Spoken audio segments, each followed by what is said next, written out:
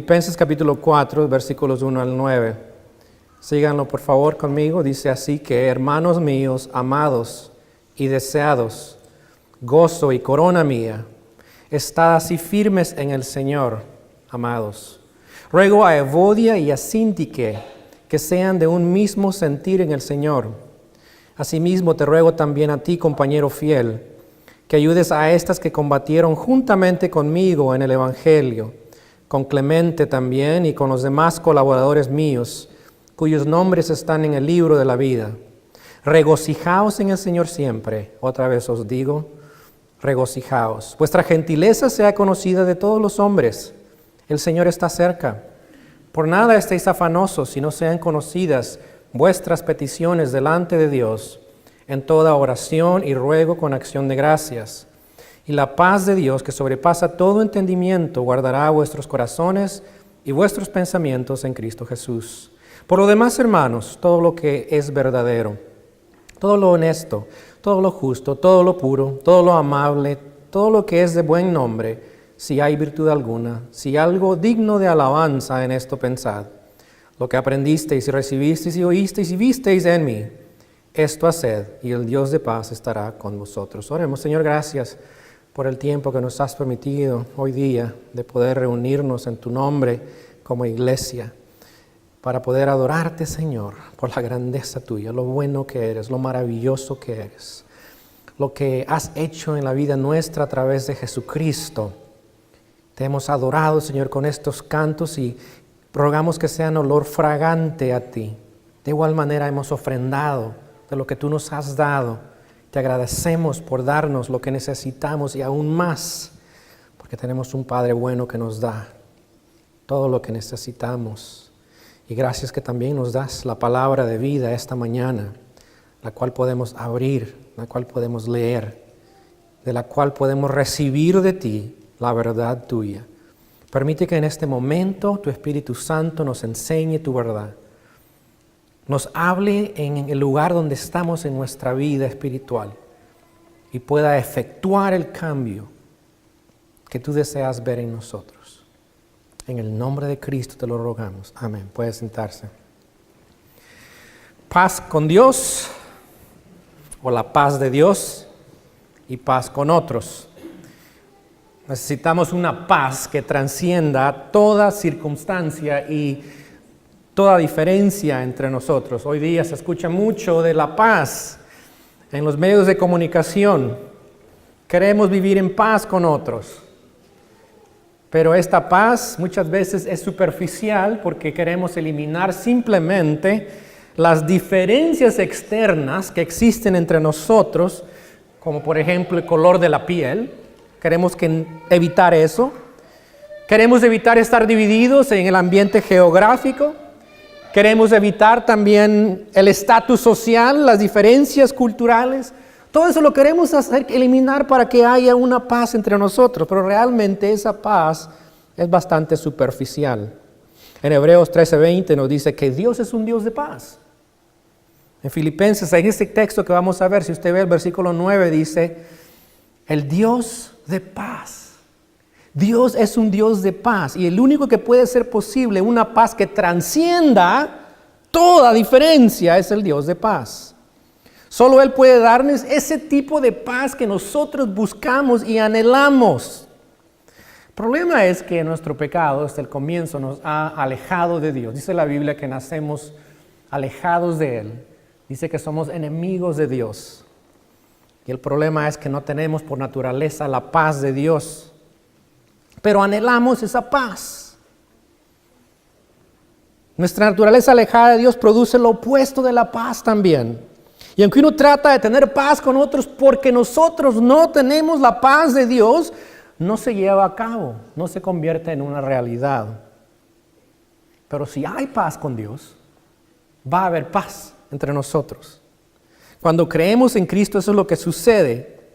En Romanos 5:1 dice que justificados pues por la fe, cuando creemos en Cristo, dice, tenemos paz para con Dios por medio de nuestro Señor Jesucristo. Dios nos restaura esa relación en la cual estábamos alejados de Él y tenemos paz con Dios. Pero esa paz que Él nos da también nos ayuda a tener paz unos con otros. Y esa paz trasciende lo temporal, trasciende lo externo, trasciende nuestros pensamientos, trasciende nuestras circunstancias, porque Dios está en medio con nosotros, está en nosotros a través del Espíritu Santo, pero Dios, el Dios de paz, está con nosotros. Y nos asegura que nuestro futuro eterno será también un futuro de paz. La paz de Dios nos da la seguridad que nada en esta vida nos puede dar. Y esta paz sabemos que jamás será quitada de nosotros y que nada nos va a quitar de su amor. Esta paz provee la seguridad para vivir una vida personal interna, segura en Dios, pero también es relacional como iglesia. Nos ayuda a vivir en paz. Pero todo comienza dándole nuestra vida a Cristo. Y si en esta mañana estás aquí y jamás has dado tu vida a Cristo, quiero decirte, esa paz con Dios no la tienes todavía. Tienes que venir a Él para establecer esa paz con Dios. Cuando tú recibas a Cristo, Él va a dar esa paz con Él. Y eso va a empezar tu vida de nuevo. Y esa paz se va a hacer evidente a los demás y va a haber paz también con otras personas. Hoy día hay robadores de la paz interna y la paz también relacional. ¿Qué es los robadores? ¿Cuáles son los robadores de la paz interna? Les doy algunos ejemplos, yo creo que ustedes lo saben. El desánimo, la búsqueda de la felicidad, el enojo, que va acompañado con crítica y quejas, la ansiedad, acompañada con la preocupación, el desánimo y la depresión. Todos esos son compañeros de la ansiedad y los pensamientos erróneos. Esos son los robadores de paz interna. Y están también los robadores de paz relacionales, la discordia y los conflictos con otros. ¿Qué pasa cuando hay una vida sin paz, por ejemplo, personal, en lo personal? Cuando hay esa falta de paz, ¿qué es lo que produce? Produce ansiedad, preocupación, murmuración, crítica, quejas, desánimo, depresión, culpa, enojo. Afecta la vida emocional de la persona. Eso es cuando la paz no está presente en nuestra vida interna. Y en lo relacional también nos afecta. Empieza a aislarnos de otras personas. Nos la aísla de amistades. Y tenemos falta de amistades por eso. Hay conflictos con otros y hay también divisiones. Obviamente todo esto va a afectar nuestra vida espiritual. Lo sabemos. Porque estamos fuera de la voluntad de Dios. Una vida sin la paz de Dios nos impide caminar en obediencia con Dios. Y no vamos a perseverar en el caminar con Cristo porque estamos atados a los robadores de paz. ¿Cómo mantener la paz de Dios en nuestra vida como iglesia? Recordemos que esta enseñanza aquí en Filipenses fue dada a una iglesia. Esta carta se leyó a la iglesia en público. Eso fue originalmente es lo que sucedió. Pablo la escribió para la iglesia en Filipos y la leyeron en público. Esta es la instrucción que Pablo les da a la iglesia para cómo tener paz en la iglesia. Obviamente tiene que afectar nuestra vida personal y va a afectar a la vida de la iglesia. ¿Cómo mantener la paz en nuestra vida? ¿Cómo mantener la paz como iglesia? Número 1, dice Pablo, así que, hermanos míos, amados y deseados, gozo y corona mía, estad, dice, así firmes en el Señor, amados. ¿Cómo mantener esa paz? Debemos vivir firmes en el Señor. Eso nos va a ayudar a superar el desánimo. Dice, así que esa palabra nos conecta con lo que ha hablado Pablo hasta este momento. Dice que somos ciudadanos del cielo. Así que ustedes como ciudadanos del cielo tienen que hacer esto. Tienen que permanecer firmes. Así que ustedes, sabiendo de que Cristo viene pronto, permanezcan firmes en el Señor. Nos lleva a esa acción. ¿Esa acción es qué? Estar firmes. Y esta idea de firmeza tiene la idea militar, de estar resolutos, no ceder terreno ante el enemigo. Esa es la palabra, es militar, es estar parado ahí y no dejar que el enemigo entre a tu territorio. Aquellas cosas que te quieren robar la paz, tú tienes que resistirlas, estando firme en el Señor. Leí esa semana que un autor decía que los cristianos a veces tenemos alguna idea en el cristianismo de que somos turistas o somos peregrinos, dice él. Dice, los turistas son aquellos que salen cuando tienen tiempo para ir a disfrutar, tomar fotos, divertirse, pero luego se van. Dice, eso no es la vida cristiana. No, nosotros no somos llamados para ser turistas. Son los que van los domingos, dice él, los que van a las novedades, quieren ser entretenidos, pero no hay compromisos. Ellos no están firmes, obviamente, porque tienen la idea de turista. Él dice que nosotros debemos ser peregrinos. Las personas que realmente estamos caminando el camino de Cristo, reconocemos que este lugar no es nuestro hogar, pero estamos caminando con Él y siguiendo su camino. Y me encantó algo que dijo acerca de, él era pastor, dice, el pastor dice, nosotros como pastores no decimos estos. Dice, los pastores no son guías de turistas. Me gustó, tengo que compartirla con ustedes porque me encantó mucho. Dice, yo no tengo interés en decir historias apócrifas en y alrededor de lugares sagrados dudosos. La vida cristiana no puede madurar en tales condiciones y tales maneras. Eso es realidad. Dice, yo no voy a entretener a los turistas. Yo no soy el guiador de los turistas. Yo soy pastor y yo voy a guiar a los peregrinos, a los que de veras quieren crecer en la fe en Cristo. Pablo dice estar firmes. Debemos de estar firmes, pero como peregrinos de Cristo. Y nos dice aún más cómo permanecer firmes. El versículo 1 les dice a ellos, hermanos míos, les dice amados, les llama deseados, les llama gozo, les llama corona mía. Todos estos son términos de ánimo para los que están en Filipos. Nosotros también debemos vivir de una manera que nos animamos unos a otros en la fe en Cristo. Esto nos ayuda a permanecer firmes y Pablo está animando a la iglesia, ustedes, mis hermanos, mis amados, mis deseados, mi gozo, mi corona, dice ustedes, permanezcan firmes en el Señor. Pero también les dice en ese mismo versículo al final dice, en el Señor debemos de estar firmes. Eso quiere decir que debemos reconocer nuestra dependencia en el Señor. Debemos de estar firmes en la unidad en Cristo. Debemos de estar firmes en comunicar el Evangelio a otros y ayudando a aquellos que sirven en el Señor. Debemos de estar firmes en la meta singular de conocer más a nuestro Señor Jesucristo. Perseverando en nuestra carrera espiritual. Dejando lo que queda atrás, dice Pablo, y siguiendo hacia la meta, avanzando hacia la meta.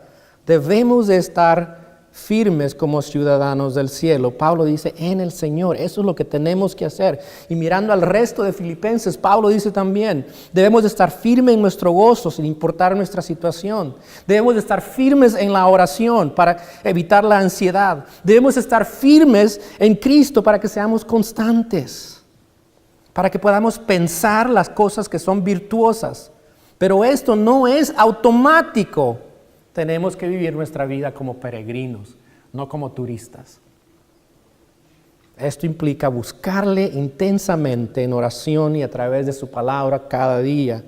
Envuelve tener comunión con Cristo constantemente. Esta mañana la pregunta para reflexionar nosotros es esta. ¿Cómo está mi firmeza en el Señor?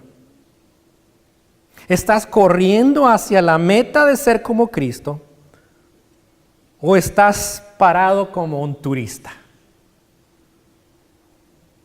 ¿O te has quedado en el camino exponiendo tu vida al enemigo. Pablo dice que si queremos tener la paz de Dios, debemos de permanecer firmes en el Señor. Segundo lugar, dice que debemos de vivir en unidad unos con otros. Versículo 2.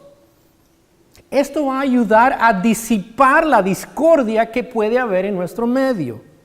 Versículo 2 dice, ruego a Evodia y a Síntique que sean de un mismo sentir en el Señor. Estas dos hermanas de la iglesia tenían desacuerdos relacionados quizás con el orgullo, los intereses personales y posiblemente la posición en la iglesia. Para que Pablo las mencione por nombre, quiere decir que eran mujeres muy importantes. Y es más, podemos ver que estas mujeres habían sido personas que eran compañeras, dice en el Evangelio, combatieron. Estas eran mujeres fuertes que estaban combatiendo por el Evangelio, pero tenían desacuerdos. Pablo les dice y les anima, les ruega, les invita públicamente ante la iglesia a que resuelvan sus diferencias y dice que tengan un mismo sentir en el Señor. Una actitud de humildad, lo opuesto de arrogancia que muchas veces mostramos. Una actitud de preferir a la otra persona, una actitud que tiene la misma meta de ser como Cristo. Eso es lo que les está diciendo Pablo. El enfoque aquí no es en los derechos de ellas. El enfoque aquí no es el de quién gana y quién pierde. El enfoque que Pablo les dice es honrar al Señor en sus vidas. Esto envuelve una actitud humilde como la del Señor. Y hoy día nosotros queremos resolver nuestros conflictos usando la estrategia del mundo. Y algunos aún así, con esa estrategia, rehúsan resolver los conflictos. Pero la idea es, ambos tenemos que ganar algo en el conflicto. Es más, hay un libro que habla de eso, que tiene los 7 principios de personas altamente exitosas. Y dice, uno de los principios es ganar, ganar. Win-win. Ambos tenemos que ganar. Pablo dice, no, ambos tenemos que tener la misma mente que Cristo tuvo. Y ser humildes. Y enfocarnos no en quién va a ganar, sino a quién vamos a honrar en nuestra relación. Pablo les dice, arreglen esa cuenta que tienen, arreglen esa situación. ¿Por qué? Porque eso les afecta en su vida espiritual y afecta a la iglesia. Y eso me hizo recordar Mateo 5, 23 y 24. Nuestro Señor nos dijo esto, ¿cierto? Dice, por tanto, si traes tu ofrenda al altar y ahí te acuerdas que tu hermano tiene algo contra ti, deja ahí tu ofrenda delante del altar y anda, reconcíliate primero con tu hermano y entonces ven, presenta tu ofrenda. Lo que está diciendo la Escritura es, o nuestro Señor es, que si hay desacuerdo, hay desunión, si hay algo que nos está afectando en nuestra relación con otras personas, tiene que resolverse antes de que tú puedas hacer una relación con Dios. Si no restauramos esa relación con otras, no va a haber paz. Y nuestra relación con el Señor también va a ser afectada. Y Pablo dice que para que nosotros tengamos paz debemos de vivir en unidad unos con otros. Y segundo dice también en versículo 3, dice que anima a otros, a este compañero fiel que no sabemos quién es, que les ayude a ellas a vivir también en unidad. Y literalmente la palabra es que tienes que jalar a esas dos personas y traerlas junto para que resuelvan esa situación. Y él dice, tu amigo, tu compañero, ayuda a estas mujeres que han sido combatientes en el Evangelio. Son mujeres que han estado sirviendo al Señor fielmente. Y les dice, tú tienes que ayudarles a reconciliarse. Ese es el rol de los pacificadores. Mateo 5:9, Cristo dijo que bienaventurados los pacificadores. Ese es el rol del intermediario que busca la paz entre dos personas. Y esas dos mujeres que habían combatido, trabajado junto con Pablo, con Clemente y otros colaboradores, son, dice, personas que eran creyentes, cuyos nombres están en el libro de la vida. Eran del equipo misionero de Pablo, pero más que todo era que eran creyentes, ciudadanas del cielo, y como tales deberían de vivir en unidad y armonía. para tener ese tipo de paz, necesitamos animarnos unos a otros a tener paz unos con otros, a resolver esas diferencias y promover la unidad. La pregunta para reflexionar a nosotros es, ¿qué estás haciendo para promover la paz entre nuestros hermanos en Cristo? ¿Animas a otros y sirves como mediador para establecer la unidad y la paz? Personalmente buscas la unidad y la paz con todos.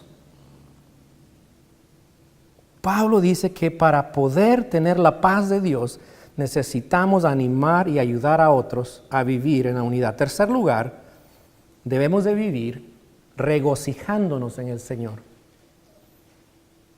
Si aprendemos a regocijarnos en el Señor, vamos a huir la felicidad temporal.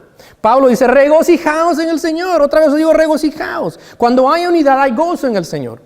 No puede haber gozo cuando hay discordia entre hermanos. La unidad hace posible el gozo en el Señor y nos da su paz. Y debemos de huir esa paz subjetiva que nosotros a veces pensamos, o felicidad subjetiva, perdón, que no es lo mismo que el gozo del Señor. La felicidad es subjetiva, es de acuerdo a lo que nosotros queremos. Y hoy día la idea de consumismo nos dice que mientras más tengamos, más felices vamos a ser. Y corremos lo que muchos llaman la carrera de las ratas, que es que están atrapados en un laberinto y están dando vuelta, y al fin de todo mueren porque están exhaustas. Han corrido tanto y no saben dónde van y caen muertas. Hoy día se nos dice, esa es la felicidad, busca más cosas, busca lo más, lo que te va a traer a ti tu propia felicidad. Pero no saben para qué viven ni por qué están viviendo. Eso no es lo que Pablo está hablando, esa es la felicidad temporal de este mundo. Pablo está hablando del gozo, el gozo que no se puede comprar, el gozo que no se puede ganar, el gozo que no se puede adquirir humanamente. Ese gozo dice que viene del Señor. Debemos de regocijarnos, dice él, siempre en el Señor, cualquiera que sean las circunstancias, porque Dios está obrando en nuestras vidas y llevando a cabo su voluntad. Dice Pablo, tú no entiendes lo que es gozo. Sí, entendía Pablo. ¿Saben dónde está Pablo, verdad? Está en la cárcel. Es prisionero, ha estado atado a un soldado romano las 24 horas. Y Pablo está diciendo a ustedes en Filipos, regocijaos en el Señor. Tengan el gozo del Señor. Y Pablo podía decir, para mí el vivir es Cristo y morir es ganancia, porque tenía el gozo del Señor. Y cuando tenemos el gozo del Señor, podemos decir esto.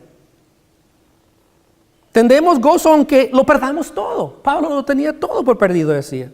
Porque nuestra ganancia se acerca. Cuando nuestra vida sea completa en Cristo, nuestra ganancia será completa. Nuestro gozo tiene una esperanza segura. Y Pablo le reitera el mandato, regocijaos, dice el Señor. Y otra vez os digo, regocíjense como iglesia. Pablo no dice sean felices, regocíjense juntos como iglesia en el Señor. El gozo del Señor es nuestra fortaleza. El gozo es que nos da su paz. Un autor muy famoso dijo esto acerca del gozo. Gozo el cual era una pequeña publicidad para los paganos. Es un secreto gigante para los cristianos. ¿Por qué? Porque ese gozo viene del Señor. Muestra tu vida el gozo o el regocijo del Señor en todo tiempo. ¿Pueden otros ver este regocijo en ti en medio de las circunstancias en que estás? Una iglesia unida se regocija. Es una iglesia que posee la paz de Dios y puede compartir esa paz contagiosa con otros que no tienen la paz de Dios. Pero debemos de tener ese regocijo. En cuarto lugar, para tener paz, necesitamos vivir amablemente. Versículo 5, Pablo dice, vuestra gentileza sea conocida a todos los hombres. El Señor está cerca. Debemos de vivir amablemente. Eso mata el enojo pecaminoso. El regocijo del Señor nos lleva a ser gentiles. Mata el enojo pecaminoso. Y alguien preguntó, ¿qué es más difícil, regocijarse o vivir amablemente? Y dijo, bueno, yo creo que vivir amablemente es más difícil que regocijarnos, porque vivir gentilmente o amablemente envuelve personas. Eso quiere decir que el enojo, la agresividad, roba la amabilidad, roba la bondad, roba la gentileza. El enojo pecaminoso nos roba el gozo, nos roba la paz del Señor y todo lo bueno de Dios. Lleva a los desacuerdos, a las contiendas, a las divisiones que estaban comenzando en Filipos. Y Pablo les dice, no, sean gentiles. El enojo lleva al rencor, lleva al odio, lleva a la amargura.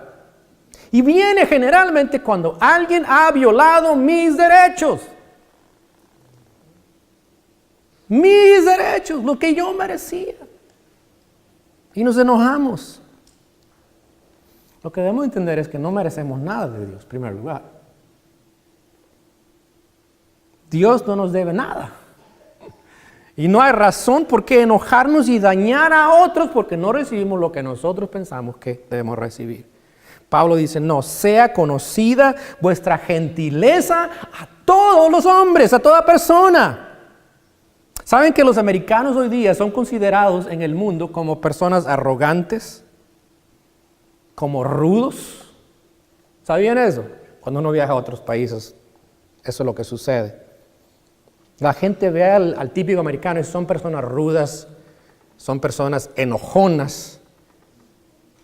Y hoy día eso es lo que estamos viendo en nuestro país, ¿cierto? El enojo, la rudeza. Los hispanos generalmente nos hemos distinguido por ser personas gentiles, ¿cierto? Yo creo que sí, y amables. Pero saben que también estamos perdiendo eso hoy día en este país. Rápido la cultura nos está envolviendo en esta idea de ser rudos, de ser enojones. Pablo dice que como cristianos somos ciudadanos del cielo y como iglesia debemos de distinguirnos como personas gentiles. No importa de qué país somos, no importa dónde vivimos, ni qué punto de vista político tenemos, ni qué realmente creemos religiosamente en ciertas áreas. Obedecemos a nuestro Señor y mostramos su gentileza a todos, aun los que no nos tratan bien. Y no reaccionamos. No nos ofendemos fácilmente. La iglesia debe de ser conocida como una iglesia gentil, amable, no agresiva. En la iglesia realmente no hay lugar para el Dr. Jekyll y el señor Hyde. ¿Saben quiénes son esos dos? Es una historia muy común. De día el Dr. Jekyll es respetuoso, es el doctor, tiene ese título, todos lo conocen como muy bien, muy buen portado, pero de noche se convierte en el doctor, el señor Hyde. Es agresivo, es violento, desenfrenado y repugnante. Eso no es la iglesia de Cristo. No, queridos, no, eso no es la iglesia de Cristo. La iglesia de Cristo se distingue por la gentileza. ¿Y por qué lo hace? Vea, Pablo dice, el Señor está cerca. Cristo viene.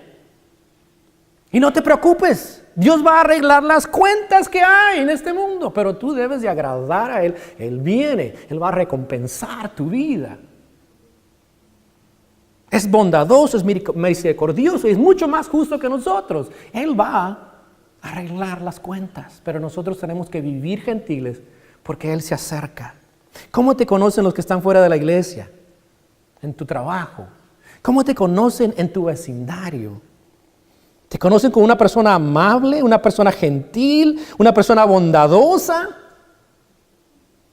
¿O te conocen como la persona que eres ruda, temperamental, Porque si eso no es lo que la Escritura te está mandando a hacer hoy día.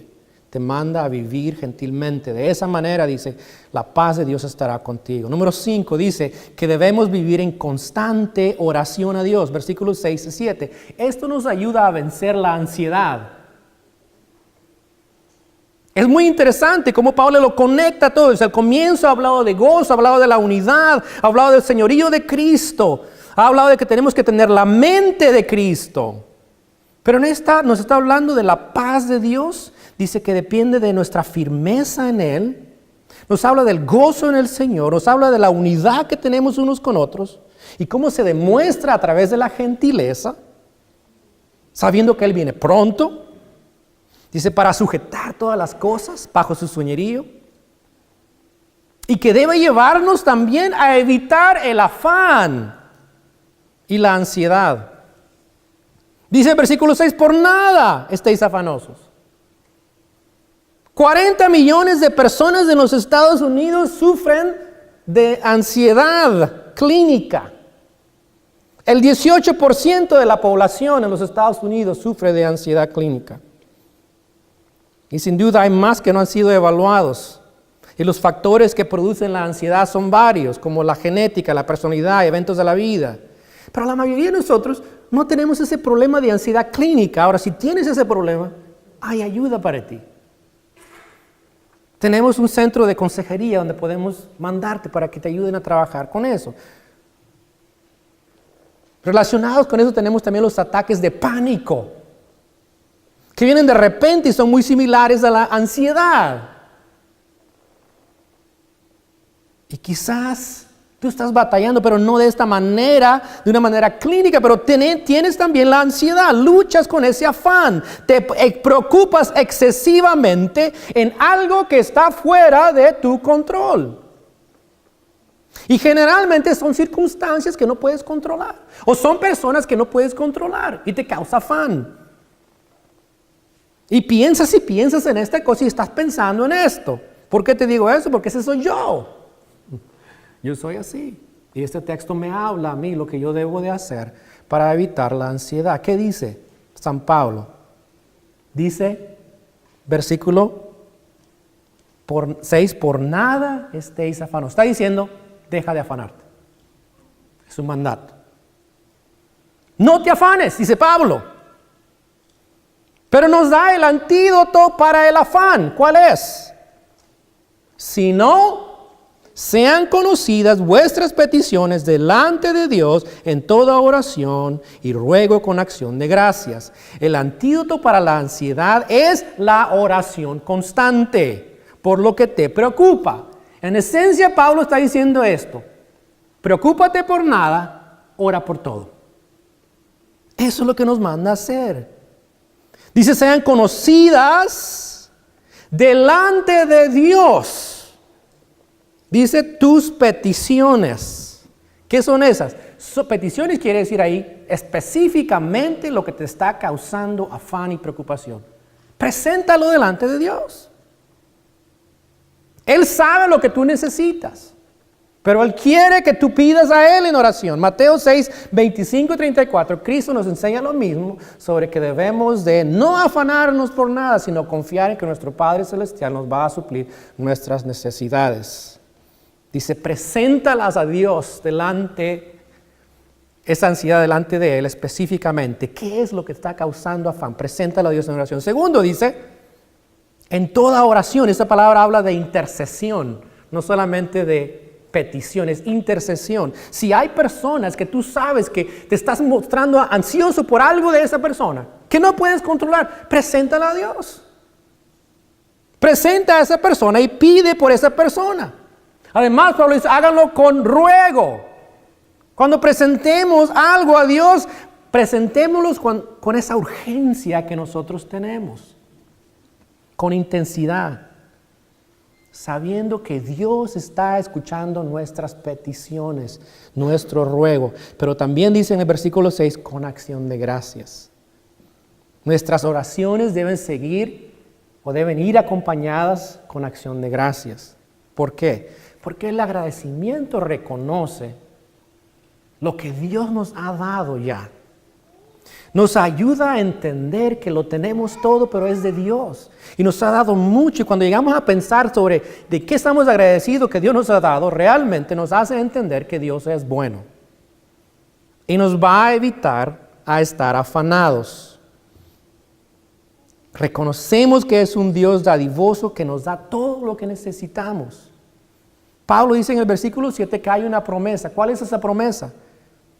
Dice, y la paz de Dios que sobrepasa todo entendimiento. Dice que esa paz que es superior, que trasciende a nuestro entendimiento de lo que causa nuestra ansiedad. Dice, esa es la paz que Dios nos va a dar cuando le presentamos a Él en oración estas necesidades. Esa idea de paz, Pablo también está pensando en el Antiguo Testamento en la palabra shalom, que es una paz completa. Es una vida completa, excluye el bienestar completa de la persona, incluye las relaciones. Pero dice, esto es una paz sobrenatural. Es la paz de Dios que trasciende todo entendimiento. ¿Qué va a hacer esa paz? Dice, va a guardar, ¿qué cosa? Vuestros corazones.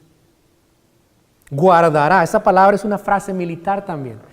Cuando los soldados romanos estaban a la entrada de la ciudad, estaban protegiendo a la ciudad que nada entrara, que iba a causar daño a esa paz. Dice, la paz de Dios va a ser ese guardia que va a estar ahí cuando esa ansiedad viene, pero tú estás orando a Dios. Dice, esa paz de Dios que sobrepasa todo entendimiento no va a dejar pasar esos pensamientos de ansiedad. Va a proteger tu vida, va a proteger tu corazón. No las va a dejar entrar. Nadie puede darte esa paz. Esa es la paz de Dios. Además, dice, guardará también vuestros pensamientos en Cristo Jesús. No solamente eso, es la paz en tu corazón, pero en tu mente, en Cristo Jesús. Cuando vienen esos pensamientos de ansiedad, la paz de Dios va a disipar eso. Cristo va a disipar eso, porque Cristo dijo a Él, mi paz os dejo, mi paz os doy. Es la paz de Cristo. Para vencer la ansiedad y experimentar la paz de Dios, necesitamos vivir una vida en constante oración a Él por lo que nos causa preocupación y ansiedad. Pablo dice en el versículo 8 y 9 que también para tener esa paz debemos de vivir pensando las virtudes de Dios. Vea el versículo 8. Pablo dice, eviten estar pensando en cosas que no valen la pena, como la ansiedad, porque la paz de Dios va a guardar sus corazones y vuestras mentes en Cristo Jesús. Pero no es suficiente. Tienes que cambiar tu manera de pensar. Tienes que llenar tu mente con ciertas cosas que van a darte algo bueno en tu vida. ¿Cuáles son esos pensamientos? Y Pablo toma esto de las virtudes que existen ya en ese entonces. ¿Cuáles son esas virtudes? Dice todo lo que es verdadero. Todo lo que es conforme a la verdad de Dios. Piensa en eso. Y la idea de pensar es permanecer pensando constante en esto. ¿Qué vas a pensar? Lo verdadero. Si estás pensando generalmente algo que te causa ansiedad, no es verdadero. Como cuando me subo a un aeroplano. Y cuando pienso que se empieza a mover ese aeroplano. Me quiere comenzar pánico, decir, ¿qué va a pasar? Inmediatamente pienso, ahora sí, se va a quebrar este asunto y nos vamos todos hacia abajo. Eso es lo que yo me digo en mi mente. Eso no es lo verdadero. Tengo que hablarme la verdad a mí mismo, la verdad de Dios, porque eso roba la paz si yo no lo hago. Todo lo que es, ¿qué? Honesto. Eso quiere decir que es todo lo que es honorable, digno de respeto, no algo que es vulgar. Eso debemos de evitar. Todo lo que dice, justo. Todo lo que va de acuerdo a lo que es justo delante de Dios. Todo lo que es recto. Todo lo que es puro, moralmente puro. Todo lo que es, dice, agradable, placentero. Dice Pablo, todo lo que es de buen nombre, buena reputación. Dice también, si algo digno de alabanza. Eso quiere decir la palabra de elogio. Si hay algo digno de elogio, en esto pensad. Pablo dice, esa es la clase de pensamientos que debemos de tener nosotros como creyentes. ¿Por qué? Porque esos pensamientos vienen también de la verdad de Dios. Pablo dice, esa es la manera de pensar que debemos tener. ¿Sabe que hoy día hablan de que el cerebro nuestro es cambiable? Se creía hace mucho de que el cerebro nuestro, cuando llega a ser ya un cerebro completamente desarrollado, ya no cambia.